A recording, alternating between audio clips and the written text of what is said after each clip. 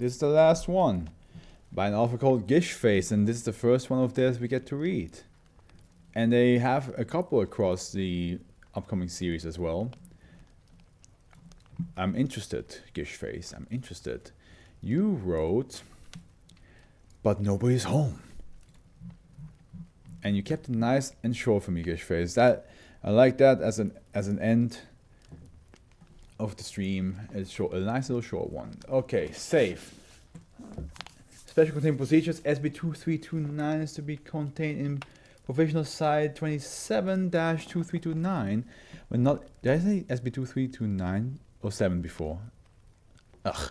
When not in testing, all entrances to SB2329, including windows, must be securely blocked with solid metal plating. Several city blocks around SB2329 have been purchased by the Foundation and a security system consisting of multiple points of surveillance and neutralization of intruders should be maintained in this perimeter. Okay, here we have a picture that says the foyer of SB2329, October 3rd, 1914. Records show 4 Foundation personnel were present in the room when this picture was taken, one sitting in each chair. And there's nobody there.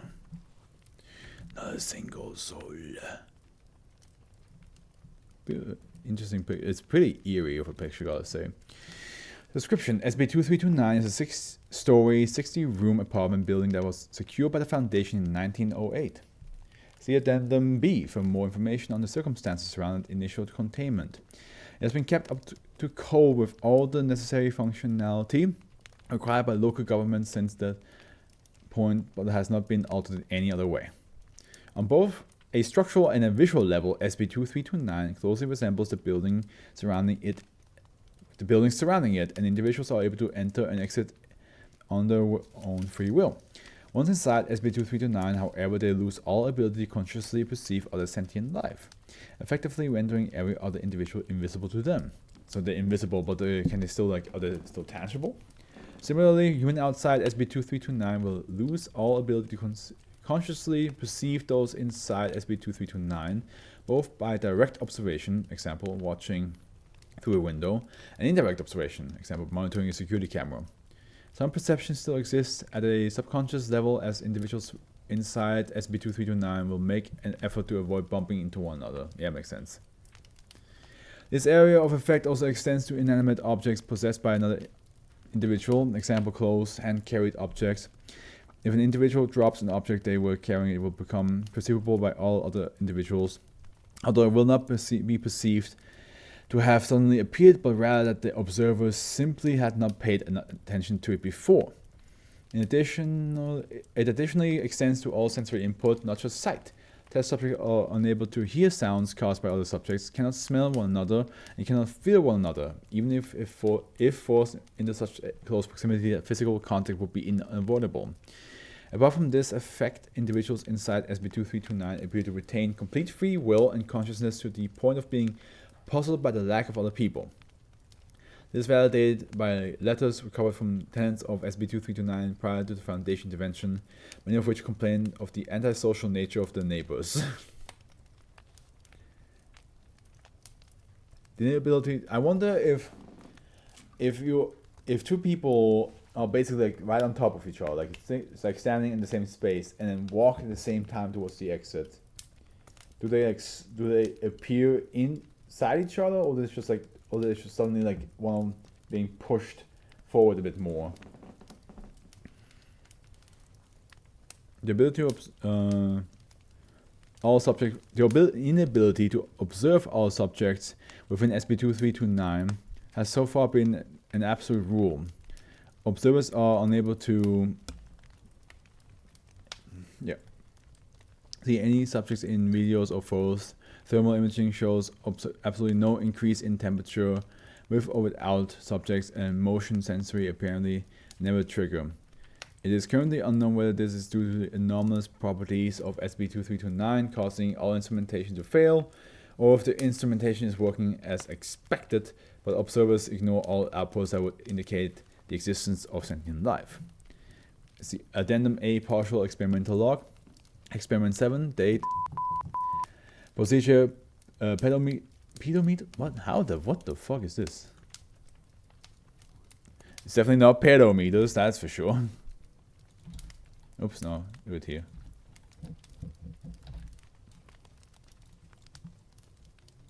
Pedometers. I'm tired.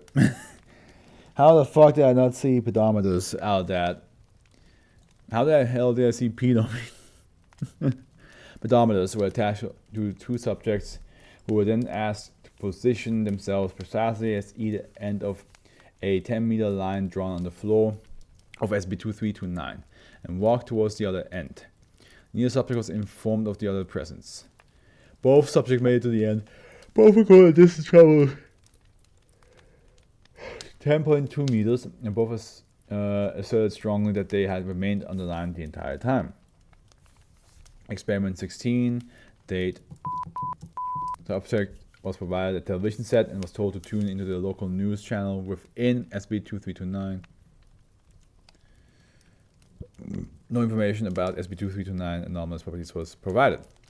The subject reported seeing only a series of empty sets, hearing only the broadcast instrumental soundtrack, and being greatly confused by this. Yeah, so they also just don't see anything around in the world. That's interesting.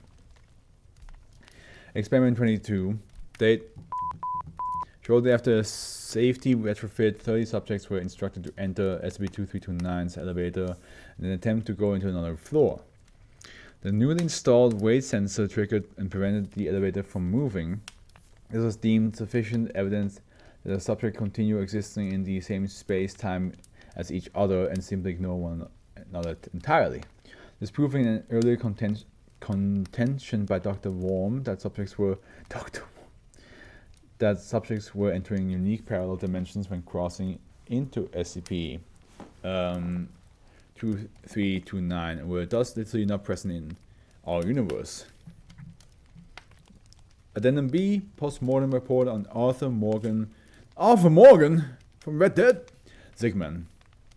The corpse of Arthur Morgan Zygman, age 53, was discovered in the hallway outside this room in SCP-2329 on August 21st, 1908. An interview with the landlord of the building, who lives outside and was entirely ignorant of the anomalous nature of SCP-2329, revealed that Zygman had filed numerous noise complaints about virtually every other tenant. The last such complaint had been filed approximately 2 years ago, and he had heard nothing from Zygman since. Based on written correspondence and interviews with tenants, the date of Zygman's final complaint appears to be roughly 6 months before the start of SCP-2329's anomalous behavior. The Foundation became alerted after tenants became frustrated at the police's inexplicable refusal to investigate. Interviews indicated that the tenants became aware of the body and needed the precise estimated time of death. Post-mortem investigation indicated that the first injury Zygman suffered was broken hip, which could be correlated to an indentation in a nearby wall. It was concluded that Zygman was knocked over by one of the other tenants. The reason why he was unable to indistinctly avoid this tenant is unknown. His other injuries indicate that he was struck about all points of his body, sustaining 22 broken bones along with dozens of contusions. The fact that these injuries occur within rapid succession of each other around 7 p.m., approximately when the other tenants would be returning home from work, indicates he was likely stepped on repeatedly and with force by the heavy work boots worn by the neighbors. Lovely. Lovely way to end it. Well, here we go. Some people do not want to be perceived by the neighbors. Do not want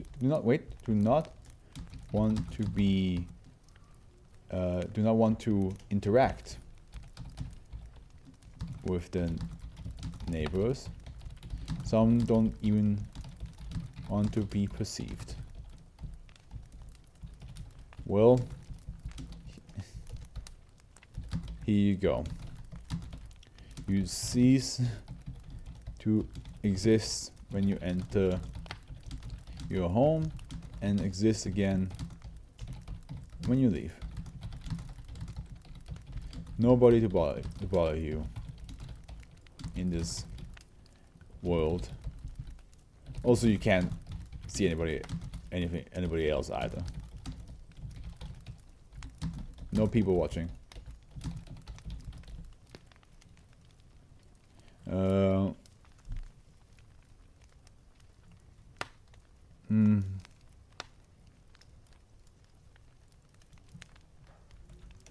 No people watching.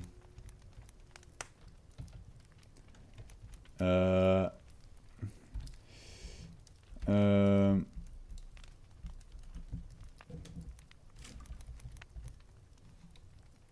we go.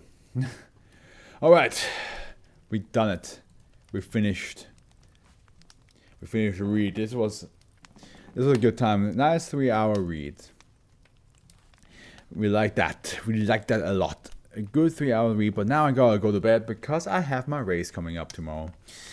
I did have a good time. Tomorrow I promise, even though usually I wouldn't read after a race, I promise that I will, because after tomorrow, I will not read SCPs till like past New Year's.